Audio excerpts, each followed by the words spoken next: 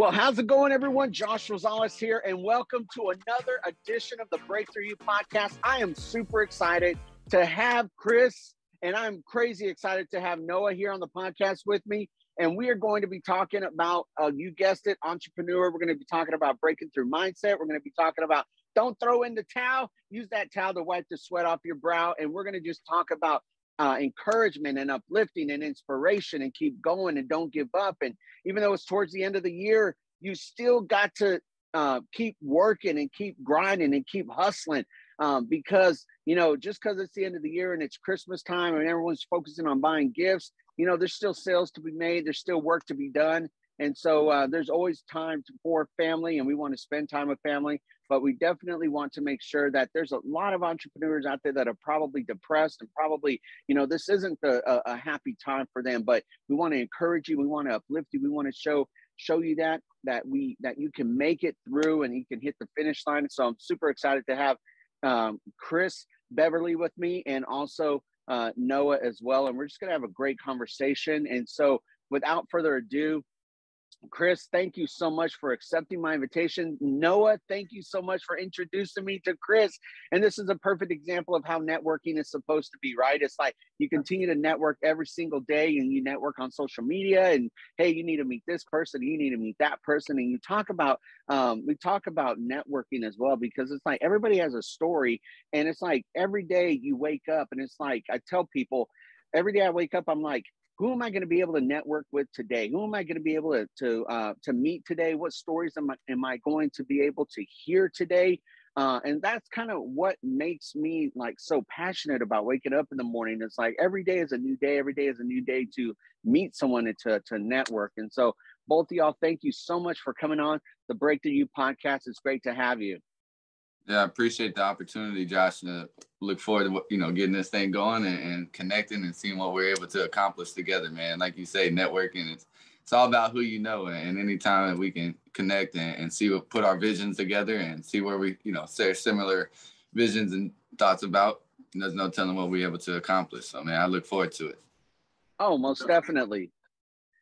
And Noah, thanks for coming on as well.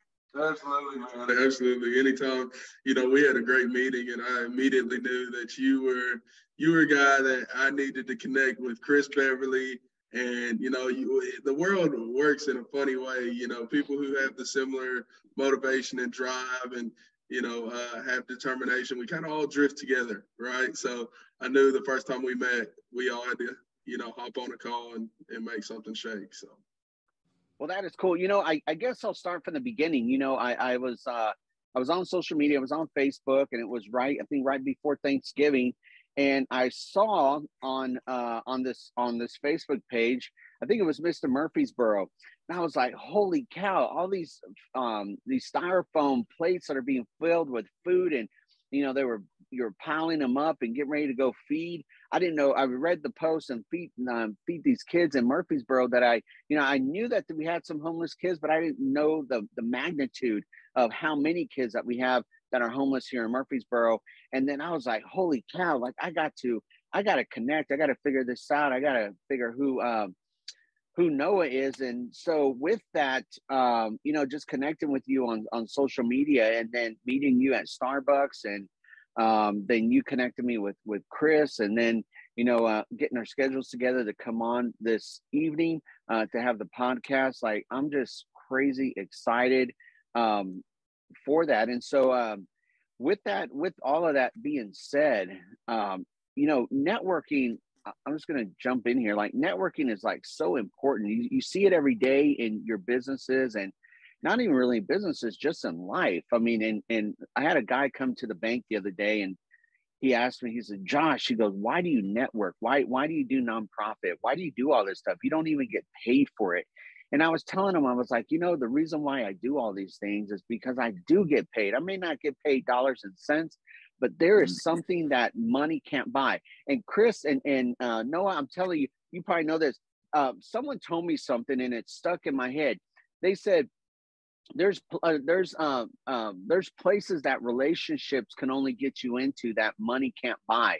And it was like, some people, you can't spend enough money to get into some places. Some places it's just like, hey, I know so-and-so, and they're gonna open the doors for me. And it's like you couldn't buy your way into that. And it's just like that's why like creating relationships and networking is so important. And I guess I'll throw this question out there: is how important has networking been to both of you? And since Noah, you're on here, and Chris, we're all just gonna chop it up.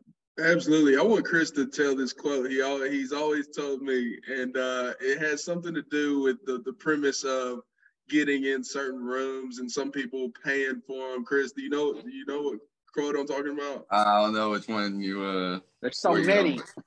There's so many of them. It's something to the extent that there's a certain level that you get to where some people are at the point to where they have all the money in the world, but they're paying to get in these rooms and paying to get around these people. But on the flip side, there's those people that have made these connections to where they're getting in these rooms and connecting with these people because of the network, and they're not having to come off the money to get there, right? And I think Chris does a great job at that.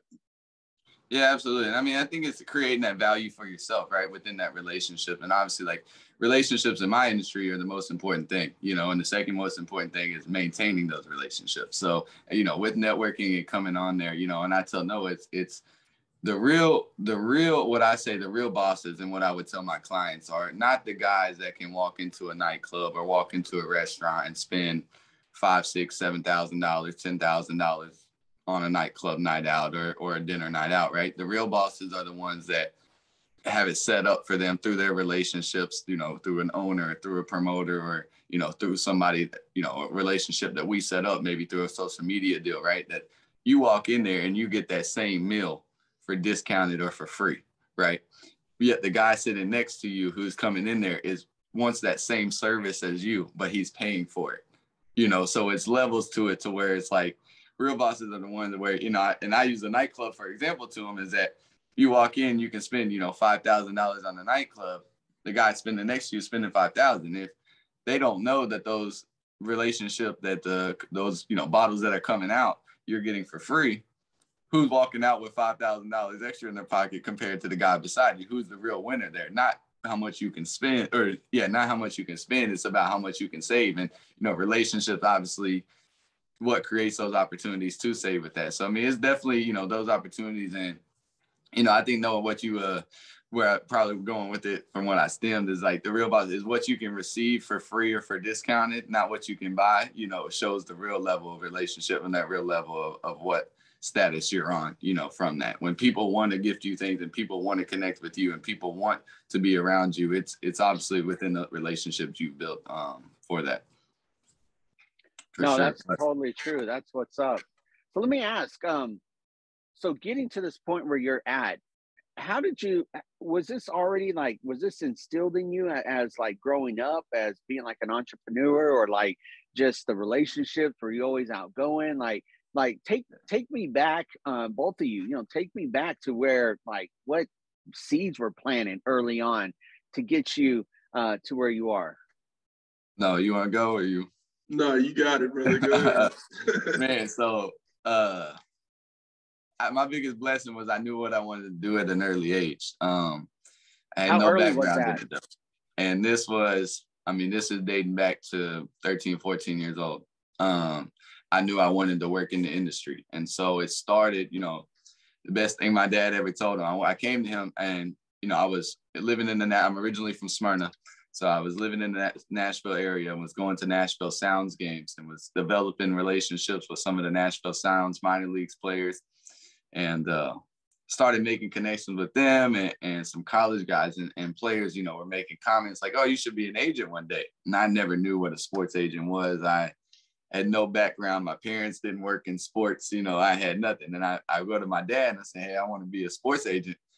He said, son, the best thing I can tell you is that you better go meet somebody that does what that does, because I can't help you, and basically saying, go network.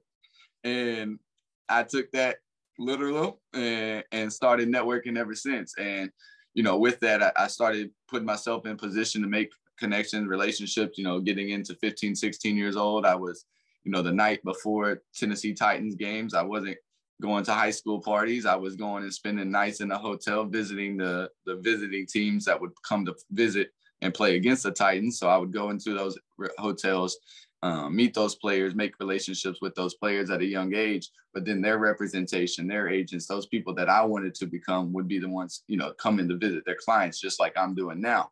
And so with me having that opportunity of, you know, knowing what I wanted to do and building those connections and relationships, a lot of the opportunities and situations that were sent to me, you know, were what I treated as confirmation signs. And so, you know, whether it was a confirmation sign of me meeting this person and me sharing, hey, I want to be an agent one day. This is the play, you know, I'm sharing that with the player and he's like, yeah, keep chasing it. So I'm getting that confirmation through peers, you know, or whatever, you know, it's situation where people are like, how did you meet this dude? And I'm like, hey, this is a godsend opportunity that is just that confirmation sign that this is what's meant for me. And so, you know, I was able to start building relationships with a lot of guys that played college ball. I had the guys in high school that I was going to school with that were getting recruited by some of the major universities. So I was taking them on their visits, you know, and essentially helping them transition from high school to college. So as I was helping with that, I was starting to become more familiar with college guys at different universities, and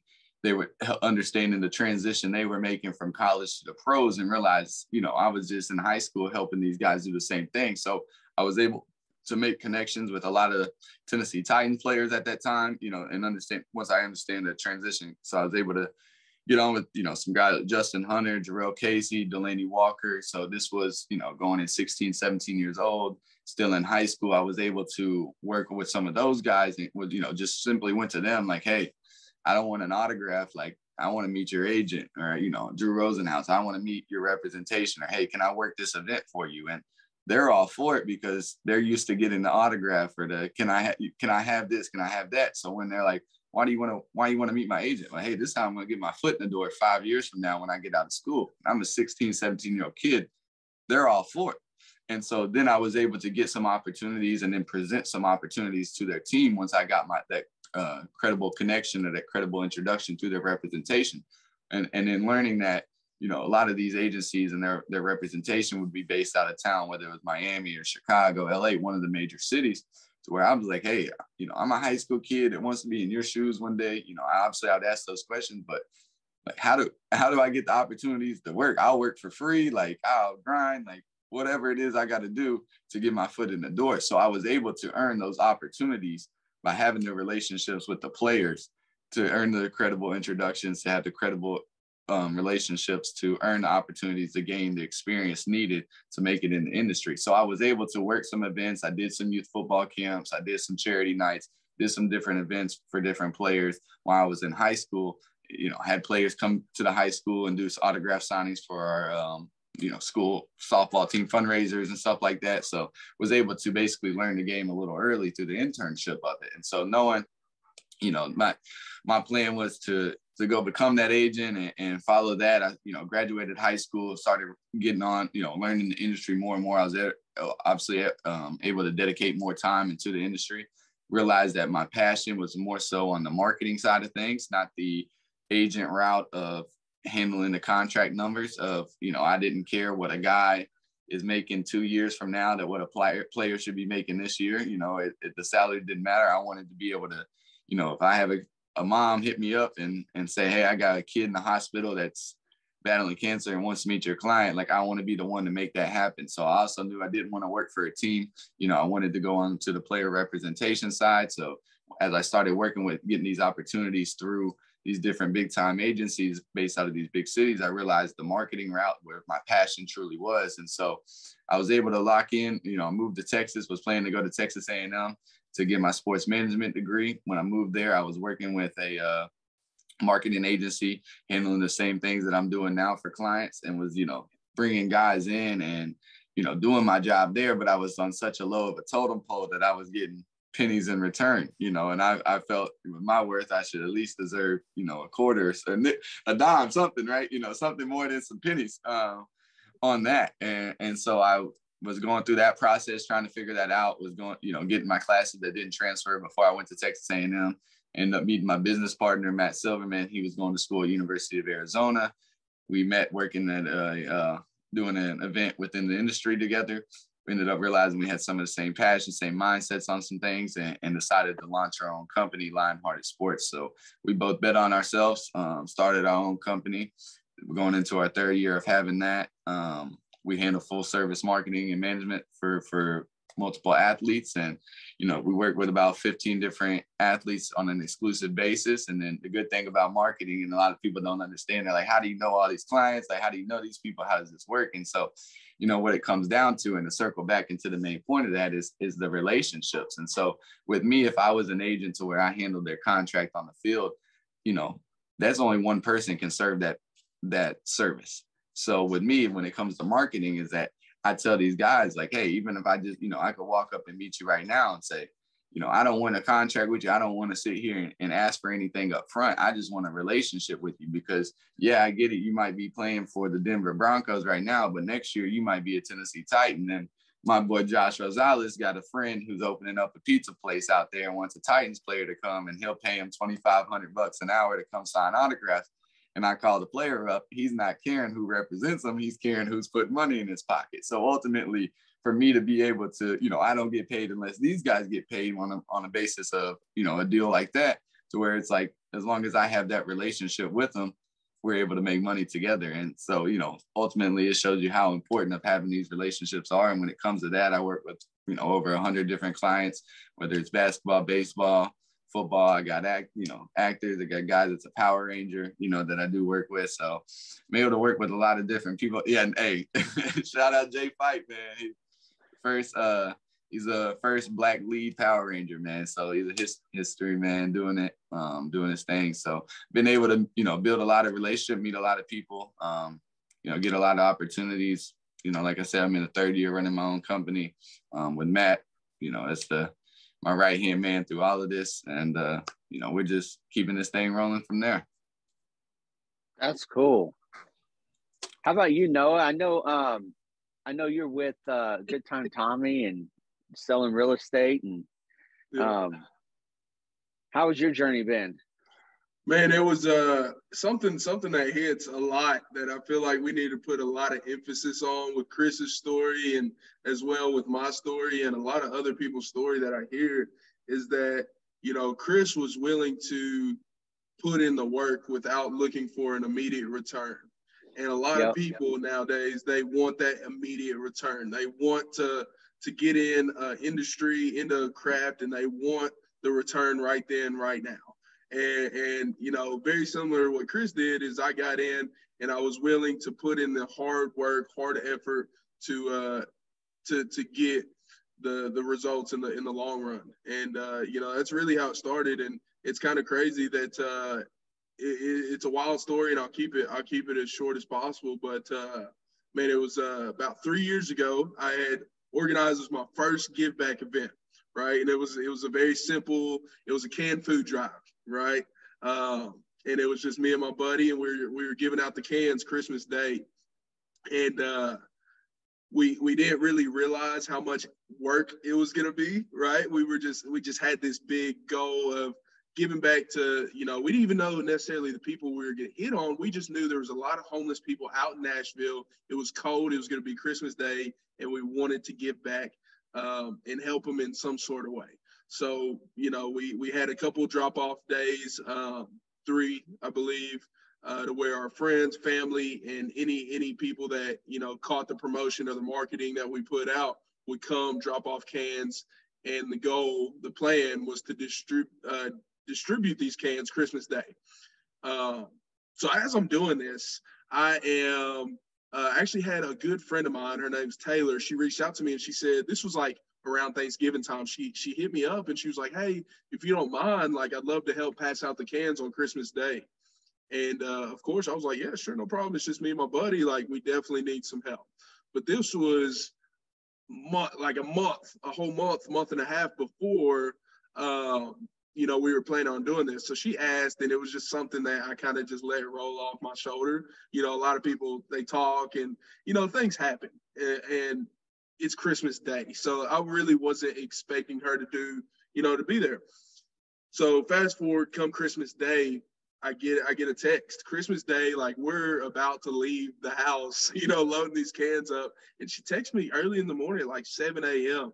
It's like, hey, is it still okay if I come help? And I'm like, well, yeah. Matter of fact, we've got 800 cans sitting on my floor. of my apartment that it's just me and my buddy. It's 20 degrees outside, and we would enjoy your help, so come on through. She's like, yeah, I've got a buddy with me if you don't mind. Like, I said, bring everybody you got.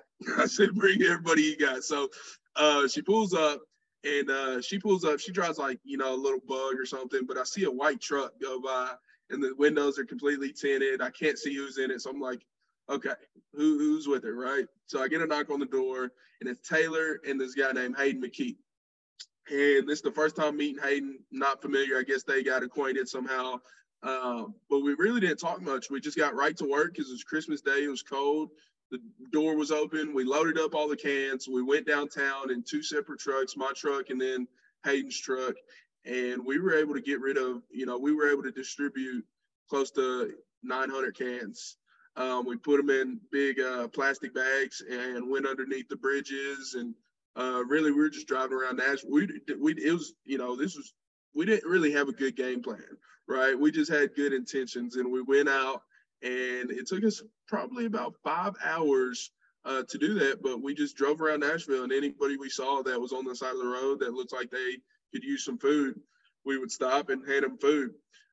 Closer to the end of that, after a long day of giving back, me and Hayden got talking, and at that time I had my real estate license, but I was working full time as well. And if anything about real estate, it's something that is very hard to do part time, right? It's something hard to transition into that because most of the time if you're new to the business, you're not really going to have any type of income for a couple months once you get the ball rolling and start learning the actual skills. So I had got my license, and I was trying to do it part-time at the time, trying to transition out of my full-time job into that, and it just didn't work. So I had retired it, but I still had it, right? So me and Hayden got to talking, and he said, yeah, I'm actually on I'm a realtor too. I said, well, I've got my real estate license. And he said, well, let's go have lunch. So we sat down for lunch. He told me about this opportunity with this guy I had no clue about, which is, he's a big guy, out here in Murfreesboro, which is, 30 minutes south of Nashville. He's a big real estate guy that a lot of people look up to. And at the time, I had no clue. So he said, man, just come into the office. If it's something you like, you can, make your license, go back active and run it from there. So I went in. I shook his hand, and I saw opportunity. I saw opportunity, which is very similar to what Chris did. He saw opportunity. He knew that he wanted this life, and I knew I wanted this life, and we saw opportunity, and I went in, and I did not make a dime for about 8 weeks, 2.5 months. I was working currently I was working full time, but I had to learn the business. I had to develop these skills. So I would go into the real estate office from Monday to Thursday, and then I would go work at a steel plant from Friday, Saturday, and Sunday, 5 a.m. to 5 p.m., just so I can pay the bills. And I would go into the real estate office, and I'd be busting my butt, making connections, learning skills, putting in the time, the effort to make these connections and gain these skills to where eventually I was able to quit the steel plant and go full time in real estate. And it was the best. Just that initial conversation with Hayden, that initial, idea to just chase after an opportunity without really knowing what the end result would be was probably one of the best things I've ever done in my life. A couple of things you were talking about, Noah, and also Chris, is the opportunity, but also skill sets. You have to build skill sets. I think you have those transferable skill sets, but if you're not willing to put in the time to really build onto those skill sets, it's crazy how you listen to people. Most of the time I'm watching Good Time Tommy, and there was one, I think it was Facebook Live or something. He had this new guy that was, I guess, wanting to get on, and he was interviewing him, and I was laughing. I was like, oh my goodness, this dude, Good Time Tommy, is just like, he's like, you coming here. He's the recent one, the new guy. Yeah. Yeah, I seen that too. That was hilarious. Goodness. He's like, this is what it's going to be like. You better get used to it now. Yeah. Poor guy's like trying to. He's something else. He's something else. But what he's doing, he's building these muscles within these guys to be able to go through all the things this business will present, you know, and he's doing it here. If you can't handle it here in the office with this guy, are you going to be able to handle it out there in the field, you know? You know, I talk to a lot of young people and, you know, especially my son, and, you know, he's working part-time now, but he's just has this hunger to get into real estate. And I know you and I talked about this, Noah, but, you know, I talked to a lot of people. It's funny. So I manage a bank. I'm in the financial industry. And then, you know, I talk to a lot of people, and even adults, you know, that I have the pleasure of sitting down and talking to. And, you know, I tell them, I said, you got to have this hunger. You got to want it more than air. Like, you got to want it more than like food. You got to want it more than just like, you got to have this hunger that just overcomes you. And it's just beast. It's just like, I can't eat, I can't live, I can't sleep. I gotta have it. I gotta get it. And to have this tenacity and this frame of mind that you're going to do whatever you got to do. And you don't matter. Like, I mean, of course, it's certain, you know, you're going to do anything you can do to get to where you want to be. And I tell people, like, if you continue to do what you need to do, you're going to end up where you need to be.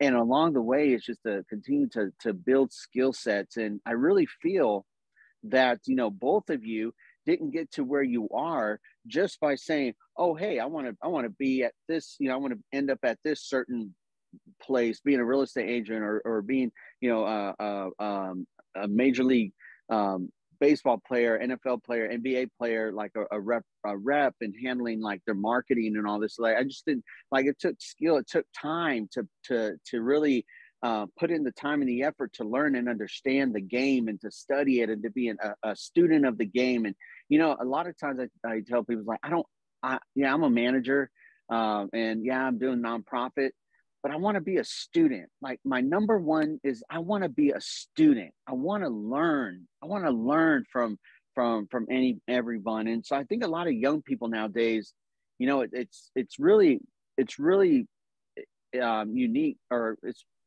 I guess you would say, it's just crazy because young people don't want to put in the work nowadays. I remember when, I mean, and y'all were probably young too. Like I remember when Nintendo came out, right? I remember when the internet came out. I remember when cell phones came out. Like, you know, we were outside riding bikes and playing kick the can, and, you know, we were playing, you know, all this kind of stuff. We weren't stuck inside on a phone on social media. I mean, social media didn't even exist.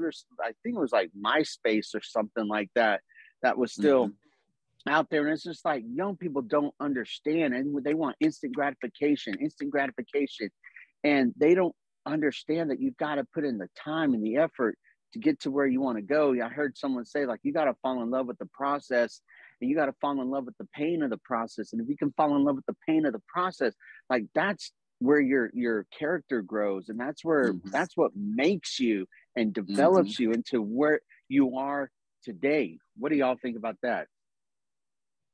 And I think you hit that right on the head.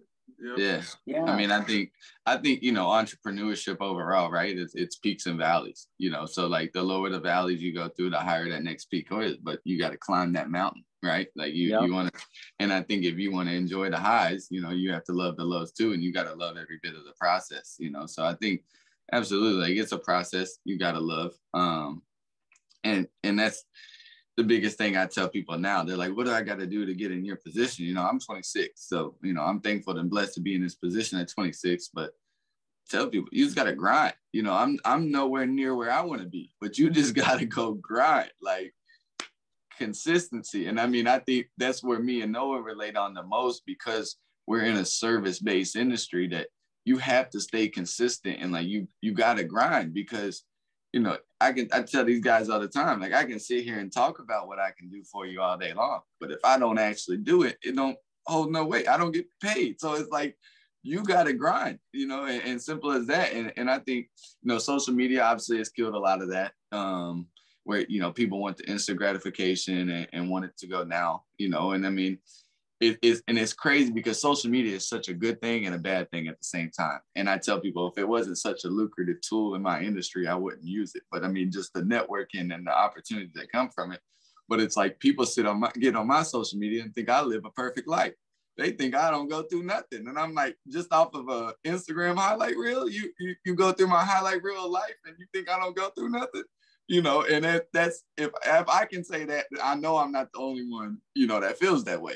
And, we're feeling that. And I think so many people, have failed to find their authenticity within themselves, and that fills a void of it. Social media, you're able to, have that as a escape route, from it. And, at the same time, it's a good thing. 5 years ago, what was a social media manager? Now you can go to school and be a, work in social media. So I think, there is good opportunities, but I think it's, maintaining that balance of, truly being able to find yourself and understanding that balance of what you do and understanding what, everything that comes with social media and able to use it for the right reasons and advantages for sure. But I mean, it's definitely, like I said, a lucrative tool, but, people don't want to grind, and I see it all the time. I mean, I sit here and, I'm blessed to be in this position at 26, and I look, if I was able to get ahead of the game early, who can I look back and give that to? And, finding certain interns and certain things, you just got to have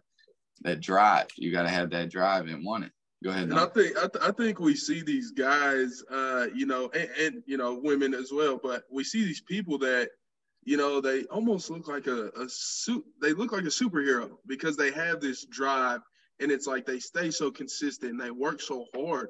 And I think what that comes to is having, I talk all about having a strong why, like a strong why. Yes. And, when you do have these lulls and you do go through these battles and these hard times, that why has to be so powerful that it gets you through that, right? And, the why is so tough, right? And I feel like a lot of times we go to the money or the big house or the nice car or something so simple as that, but is that really what's going to motivate you when you are in a time where you're in a low, right? Is that really what's going to get you off your butt when you're on the couch at home and you don't want to go work out?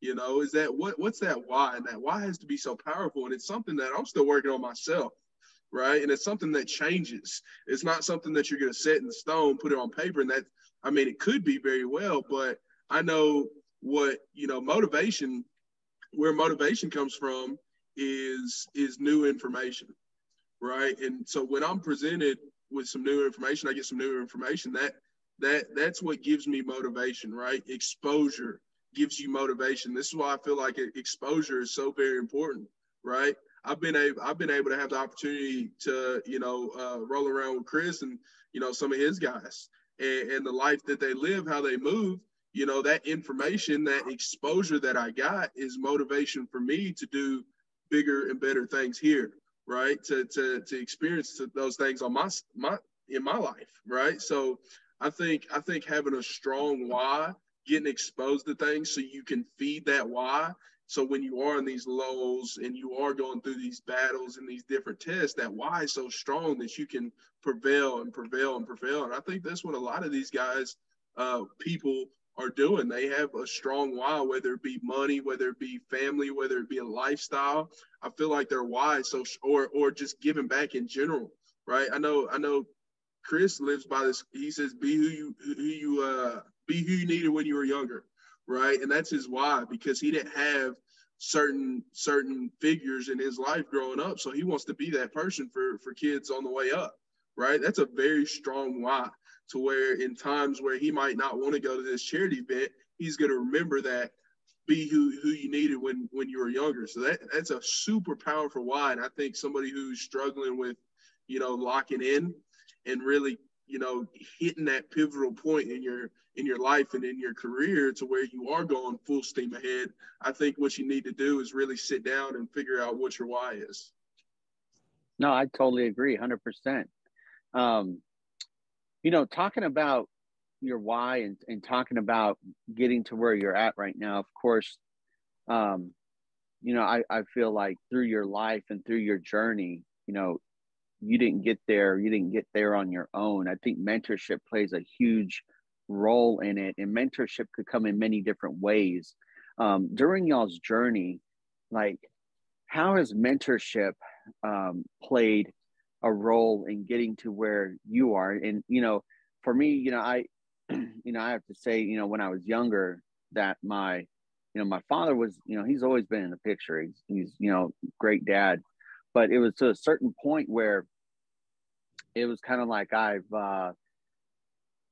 lost that mentorship from him when I was in college, and you know, he got remarried, and it's kind of like he did his own thing, and I was here, you know, I was in, you know, in my mid-20s, and it was kind of like, you know, well, what do I do? Where do I go? And you know, I was blessed that I had, you know, mentors in my life, whether they be my, you know, managers or different people in my life that I would allow to speak into my life. And even now, you know, it's played such a major role in my life to where I am right now and to make me who I am. And how has mentorship played into y'all's journey to help you get to where you're at, and help not just where you're at, but where you're going too? Absolutely. No, I'll let you take this. I think it's a little more direct with you every day. For sure. Yeah. I'm telling you, like, good Tommy Davidson is my mentor.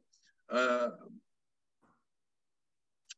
mean, it's been very beneficial. And how I look at it is, a lot of times we have this impression that in order to become successful or in order to make it, right? What your parents always teach you back in the day? What does it take to make it? Hard work, right? Hard work. Yep. Right? You have these, and there's no shortcuts, right? And I believe mentorship is the number one shortcut to take to get to that light, to get to that success that you're looking to get to. I think having a mentor is first of all exposing you to information that is going to be beneficial for you in the future, right? You're getting told these things. For example, you know, Tommy, for example, he's very transparent, and you know, he's breaking down the amount of money he made his whole real estate career today.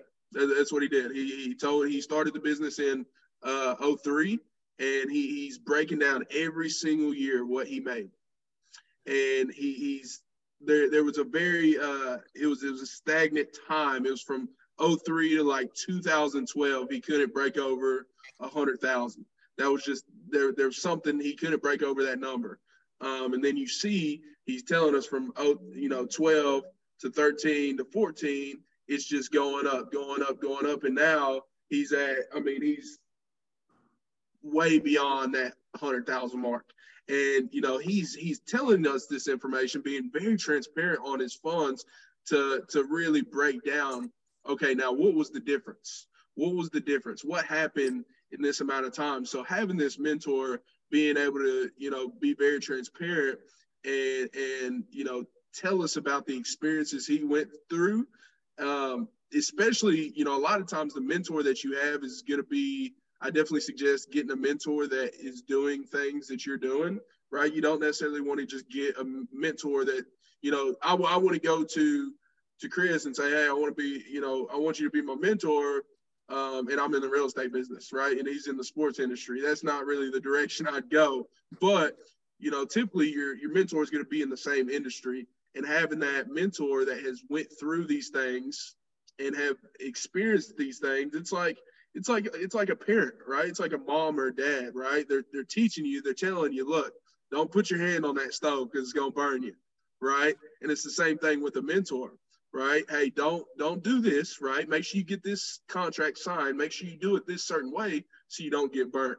And I think having a mentor is awesome to have, because when you do get in these times where you're having difficulties or you're upon a speed bump, you can rely on them, trust on them to come to and talk you through it. I think it's very, very important to have a mentor. Yeah, I could agree. My bad. I could agree with that. No, for sure. I mean, I think, even, Noah says, right, like it's probably your direct mentor will be somebody within your field, your industry.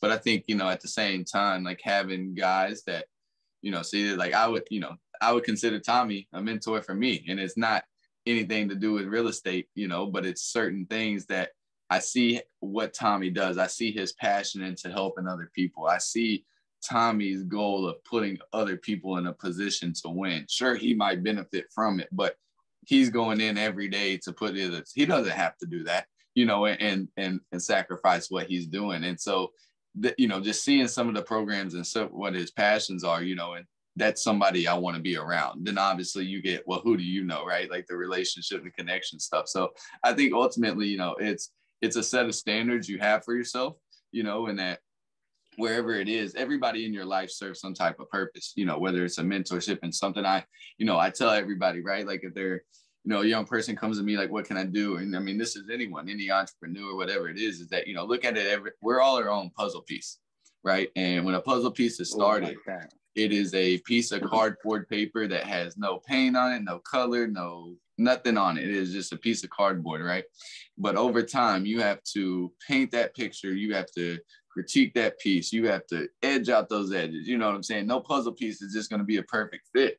And so what you have to understand in life is what every person is their puzzle piece. And so when you look into it and you zoom into a puzzle, somebody like Noah might be closer to my puzzle, right? To where if I'm the centerpiece and he might be, closer to me, but now he knows you to where you're in my life now, but you play a role, but you're here. You might not be as close as Noah, but still here. But then I got a guy who's on this side that could benefit in your life, and everybody's connecting, right? And like, obviously your parent, your core people of family will be what's around you.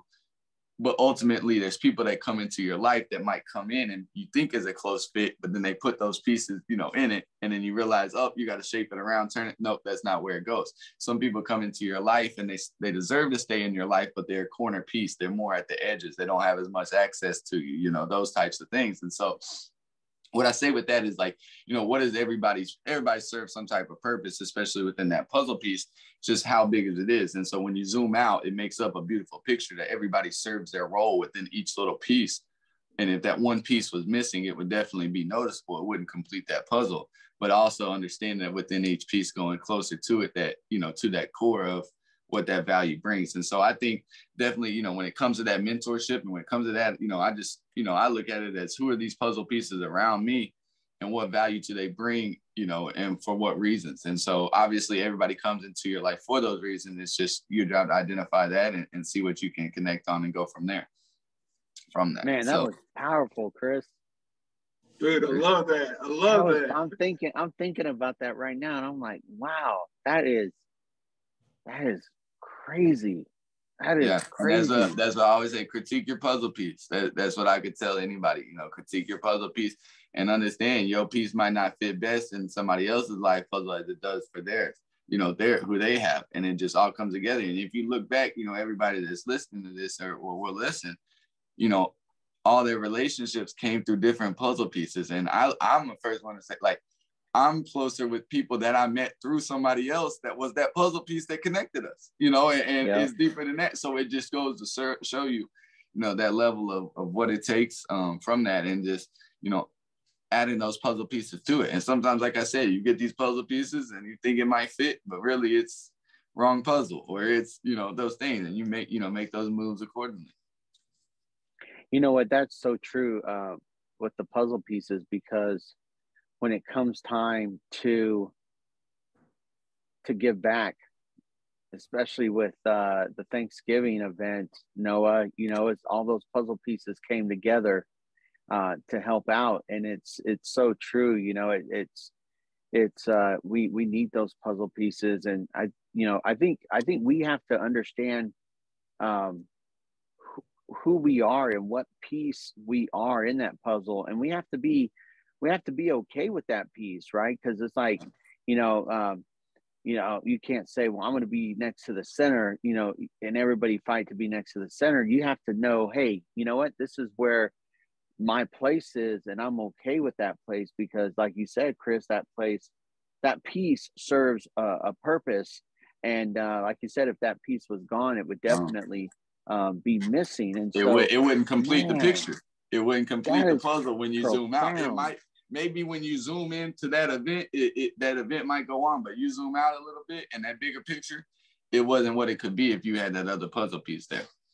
And so I think, and that goes into that authenticity, you know, with yourself, of knowing what you can offer, you know, and knowing what that is, and understanding, you know, everybody plays their part.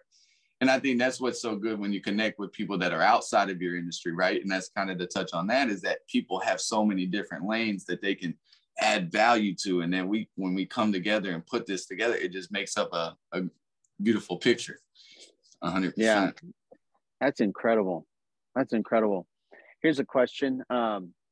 Jumping from puzzle pieces to self-development. How do you self-develop yourself on a daily basis? Is it like an audiobook, podcast,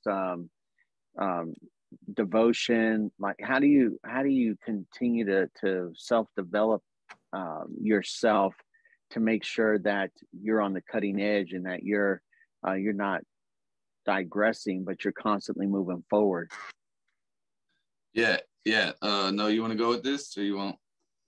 Yeah, I'll take it. So, man, there's some things within my business that, you know, I know it's fact. If you stop for an hour, if you stop for a day, you will get dull. You will get dull. And the key is to staying sharp. The key is to staying sharp. And for me, communication's everything. So, I mean, I've got some things within my life that I do, and I call it your always. I think having always is very important. Things you do always, every day, right? If you're watching this, how many things do you have in your life right now that you do always, right? Because when you have these always, that means you're more stable. And I will tell you, the more stable people, they win, right? So what are the things you do always? For me, some things I do always. I pray in the morning, right? I pray in the morning. I watch this video every single morning by Pastor T.D. Jakes.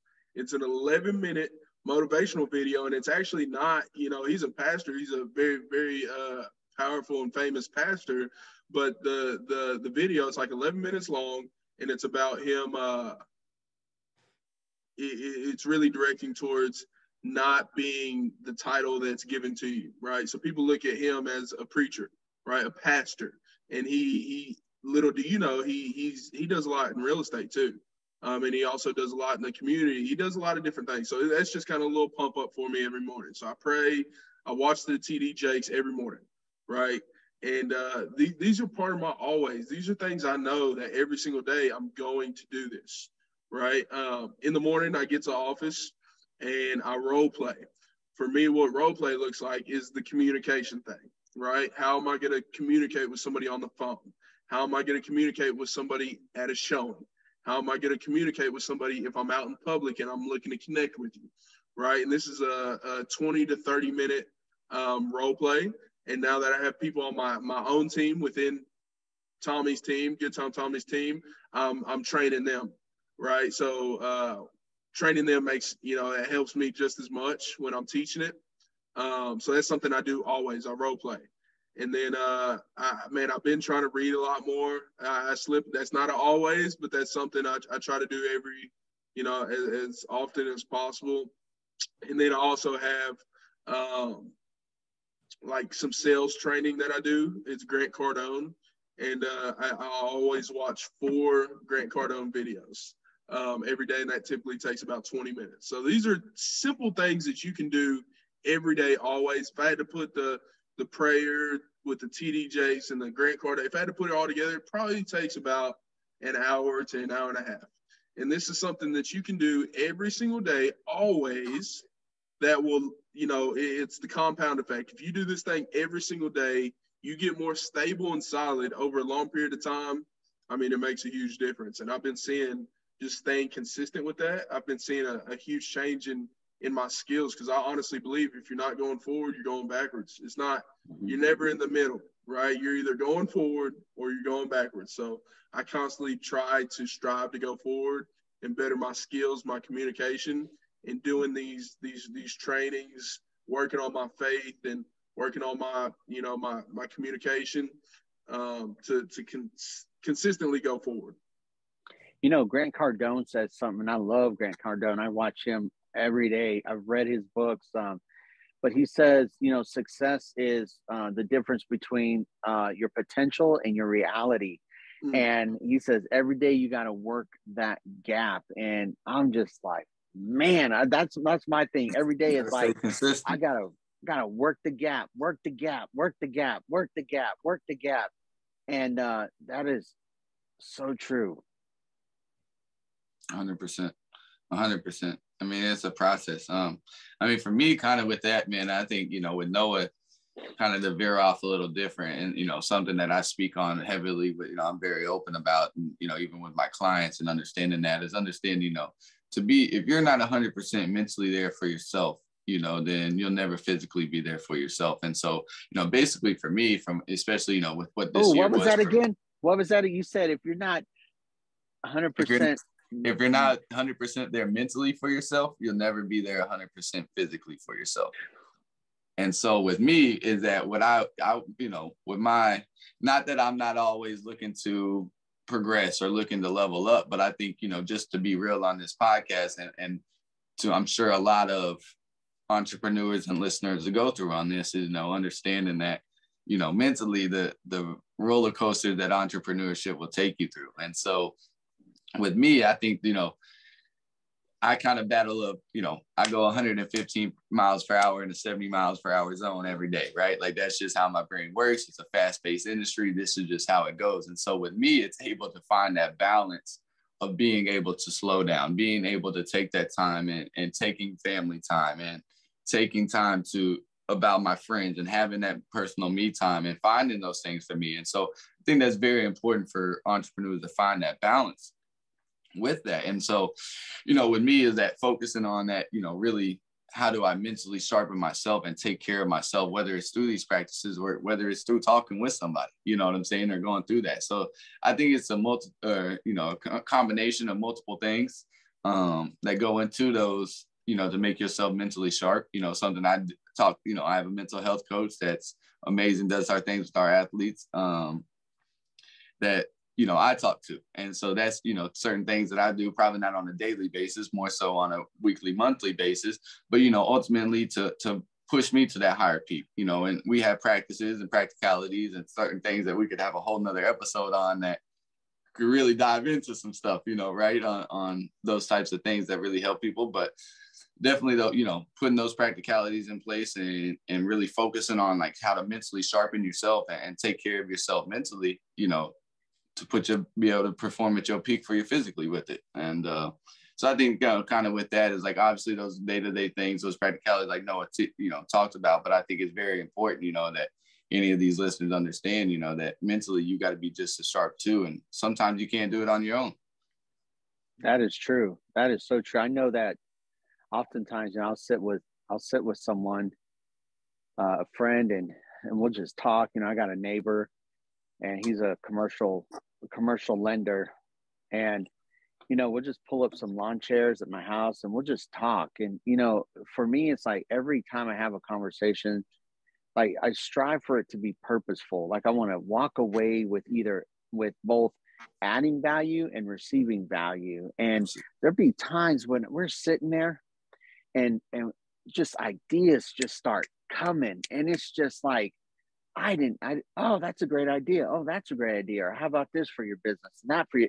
Man, I walk away, and he walks away, and we're just like, wow, like there's just so much value added. And it's just like, it keeps us like continuing to just say, hey, let's pull up some chairs, and let's grab a drink, and let's just talk. Like, how's your business going? You know, these are the challenges. Could not tell you how many times me and this guy hop on a FaceTime call, and we'll just like the call. I mean, we're miles and miles away. You know, we live in two separate places, but we'll hop on a FaceTime call talking about how you doing. And by the end of the phone call, we'll be talking about somehow we end up coming up with an event or something to positively affect the community. And it's like, how'd we even get here? But it's just like, when you have somebody that you can shoot that stuff off of, and you have that same mind, we both have that same, niche where it's like, you can just bounce things off each other. Then things start becoming reality. Things start coming in motion. And I mean, it happens on the daily, right? It's crazy how it happens. And it's just so, it's incredible leaving a conversation and knowing that there was value added, which brings me to my last, talking about giving back. And, one of my passion is community. And I'm so passionate about being an advocate for those that don't have an advocate, being a voice for those that maybe their voice isn't heard or it gets drowned out. And so every day I live, like I want to be a voice for someone that doesn't have a voice or their voice isn't loud enough. And like, I just eat, live, sleep, breathe like community and giving back. And, we're getting ready Christmas, going through social media, I'm seeing a lot of different organizations and people like getting ready to do things for children or for adults. And, Thursday we're getting ready to, we got 106 kids registered for Christmas. And, we have 106 of these TJ Maxx bags that's packed full of toys. And, we got food and we're going to have just a great time. But, I love giving back. Like sometimes I don't even care if I'm a manager of a bank. I don't care about a lot of these things. It's, it's my family, and how can I teach my kids to give back and the importance of giving back. And, Nashville, Middle Tennessee is growing, and I'm sure Houston is growing, and all these other places are growing. And so many people are moving to Nashville. But with the increased growth of Nashville, there's also increased poverty and increased issues and increased things. And it's like on the surface, it's like, oh, wow, everything looks great. But down beneath the surface, there's people hurting. There's kids going without food, and there's kids being raised single households. And I was about to say, it's like single parent households. People don't understand. In Dallas, I just partnered with a charity. It's over 70% is that single parent households in Dallas. I mean, it was when I heard that number, it was almost unbelievable. Like that meant it was something tremendous. And instantly, was inclined to want to help that. And it's crazy. And you add inflation and everything else, people were already struggling, and now you add everything else that's coming on top of this, things aren't getting cheaper, people are already, people are getting even more desperate, and, it's that's tough. where that puzzle comes into play. Absolutely. Because it's like, I got to pull them pieces together and say, hey, we got to do something. What drives y'all when it comes to giving back and community? Personally for me, it's, I understand, obviously I have a certain platform of what I'm able to do, but I feel like my true calling in life is God has blessed me to be in a position to where I'm able to use my clients' platform and put my clients in a position to use their platform to, what I say is create memories and create opportunities and do things for people that we can never be repaid for, and where the guys say, okay, well, where do I start? And that drive is what Noah said earlier, is that be who you needed when you were younger. Every one of us needed somebody in some way. I don't care. And this is what I tell my players, like, did you come from single parent household? Like when you went to the school lunch line, was your lunches paid for, or did you have free reduced lunch? Well, now that's a reason why we should go pay off these school lunches. Now we're going to go do this autograph sign and make this money from it and go pay off these school lunches, because that's who your mom needed. That's who you needed when you were younger. Right? Whatever it is, I have a player, Larnell Coleman, he's with the Carolina Panthers now. We get to talking and he's like, yeah, I was involved in a car accident when I was a kid. My brother's, mentally challenged from the wreck, and my mom is physically disabled. And I was like, man, did you ever go to like wheelchair basketball games growing up? He's like, yeah, I used to go all the time. I'm like, you need to go be that guest referee there. And you need to go talk to all those kids who are struggling, trying to figure out, why is my parent in a wheelchair? Why is my parent different from other parents? You're the only one that can relate to them. That's who you needed when you were younger, because you didn't have that about it. You know what I'm saying? Like, you were going through these same things. And so my position of what I feel like God's blessed me with is to create these opportunities and create these relationships on behalf of myself as their representation, but ultimately to put my clients in a position to use their resources, use their platform, and use their opportunities to create a greater value and create a, you know, a mass, you know, solution from what we're trying to accomplish with that. And so, I mean, my motivation has always been, you know, want to give back and to create those opportunities for people. But, you know, like I said, I tell people I can go somewhere and tell a kid, you know, listen to your parents, stay in school, but it's going to go in one ear and out the other. But if I go up there with one of my clients in the NFL and I say the exact same thing, or I tell him what to say, they're going to stick with it. And you know, it's understanding that the position that I'm in, on the level that I'm in, you know, I'm in a position where I'm able to do some greater things, some really big things. And so how do I maximize those opportunities? And I mean, it comes down to relationships and these puzzle pieces and getting these guys into different cities outside of their NFL town, outside of their hometown, you know, outside of their college town, and building these relationships with people and understanding, you know, while you're in this position, people want to gravitate to you, people want to connect with you, and that you can be able to create some opportunities, some relationships, some programs, some resources, whatever it is, that's going to last far longer than your pro football career or your pro basketball career, whatever your sports career is. And so understanding that if you truly want to build that legacy that's lasts deeper than what you do on the field, if you build that legacy off the field, it takes that village, it takes these relationships, it takes that. And so my goal is to put them in a position to maximize the opportunities while they're there, and do that. And, you know, like I said, with me having the passion I want to give back, and, you know, I'm blessed to I represent some great athletes that are passionate to want to give back and to do these types of things that, you know, I'm fortunate to be able to do a lot of great things and come from that. So, man, you came alive. You came alive right now. It's like talking about just giving back, man. So you're kind of like the reality, keeping these guys' feet to the ground, right?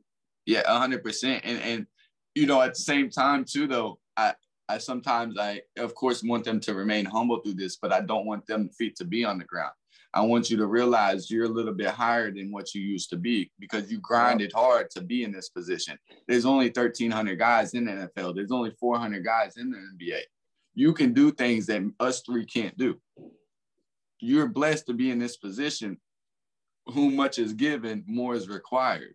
So now with what's required from that, you need to be doing other things as well, because you've been blessed to be in this position and, you know, to capitalize on that. And so getting them to understand that and really buy in, you know, and it's just amazing some of the things, you know, I could sit here and say stories for days, you know, of things we've done and events we've done, and just, you know, and just to kind of speak on something recently, we did a financial literacy night out in Cincinnati. And, you know, my passion's kids, right? Like I want to help kids, because I feel like they have no choice over the situation that they're going through. And so, but we want to create opportunities for everybody. My client's passionate about financial literacy and educating people, and has his own credit repair company. And so we hosted a night out there. We got our team together and educated the community on financial literacy and credit and all this stuff. And we had a guy come up to us and he's, you know, came and shook our hand. And he was like, you know, I'm almost afraid to admit this as a grown man, but I almost want to break down. This is the first time I'm hearing this stuff before. And he was like, you know, this is going to change me and my family's life. Like I've just never been exposed to it. And it's like, that's your confirmation signs. You know, those are the reasons of why you do what you do, you know, for that. And so just being able to create those things and those guys realize, like, you did this, you know, like my client, like you created this. Yeah, I might have done some of the behind the scenes work, but your platform is what got this person here. Your passion of wanting to give back and wanting to educate people and use this platform is what changed this man's life forever. That's going to be way deeper. What you did for him today is deeper than any touchdown you could have scored for them last year in the Super Bowl.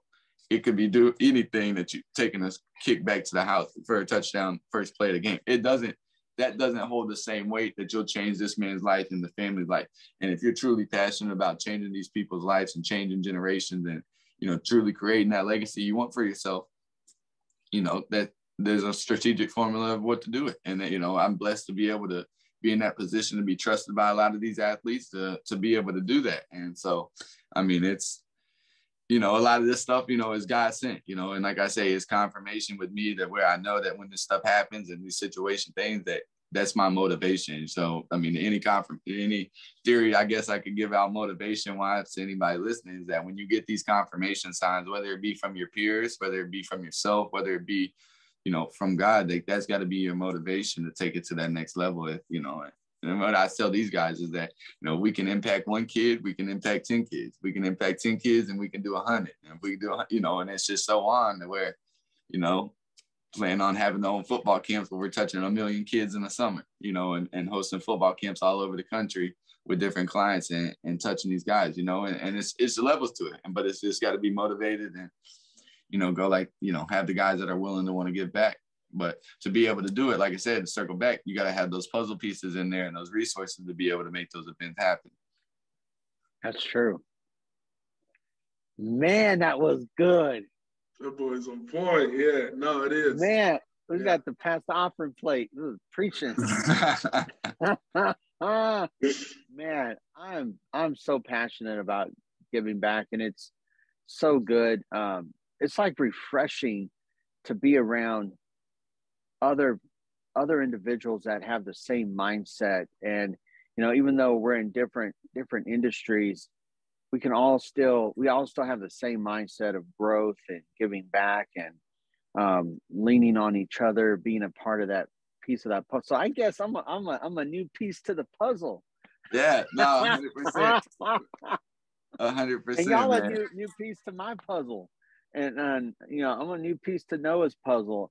And that's actually pretty cool to know that when you meet someone and you're on this, you know, you're like, man, we click, we're on the same wavelength, we're on the same page. And it's like, now, like I'm a part of that puzzle now. And what I tell people, you know, you might meet somebody, and when Noah called me about you, Josh, he said, man, you just got to talk to this guy. You just got to meet him. Like, I don't know what he is. He's got all this stuff going. He's passionate. He wants to get back.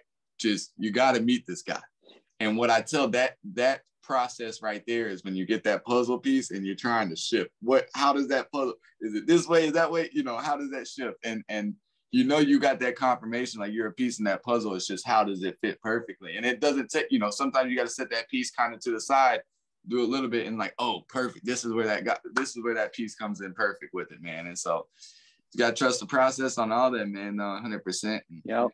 I mean, I've been from blessed to meet a lot of people. From my perspective, it's really like, look, we're trying to make a puzzle here. So look, if I'm able to, you know, present this puzzle piece over here, and it's like maybe his puzzle piece fits in Chris's puzzle a little bit better than mine, you know?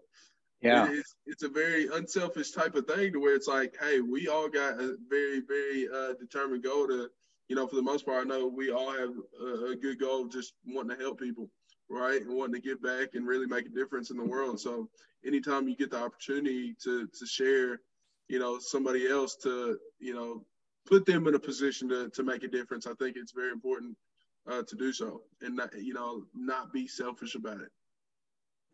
Well, we're going to wrap up here, and then I want y'all to stay because I have an idea. Sure. But for those that are watching and those that are listening on the 24 different platforms on our podcast and on our YouTube, go ahead, if you're watching on YouTube, subscribe to my YouTube channel. We definitely want to get the subscribers up. I think we're at 47 or 48 subscribers right now. But a lot of great interviews, including this particular interview right here, is just incredible. And so go out there, follow the podcast, follow us on YouTube. Chris, can you hear me? Yeah, I got you. Okay. How can people follow you on social media? My social media, my Instagram is cbev3. My company, Lionhearted Sports. Between those two, that's what I handle the most through there. Facebook, Chris Beverly, Lionhearted Sports, same on there. My business partner, his name is Matt Silverman. That's my right hand man. What I say, that's the West Coast version of me. You know, same passion, same thing. So, you get a hold of him, you got a hold of us too. So we're the same people. Cool. When it comes to that. Well, obviously we're different, but we're the same mindset when it comes to that stuff. So yeah, my CBEV3 would be my social media. Cool. How about you, Noah? Someone wants to get a hold of you, connect with you. Move with Noah. MOVEWITHNOH. Move with Noah on all platforms. YouTube, Twitter. I just got a Twitter and Instagram. Awesome. Awesome. Well, thank y'all so much for accepting the invitation, for coming on the Break Thru U podcast. And for those that are watching and listening, you know, definitely what I want is that you to be blessed, for you to be empowered and inspired, that you can do anything you put your mind to, that it's important. Mentorship is important. Having the right people around you is important. You know, being able to sharpen those skills on a daily basis is important. And really going away saying, you know what, I can do this. I'm not going to give up. I'm going to get the towel and wipe the sweat off my brow, and I'm going to keep going. So thank y'all so much for joining me on this podcast.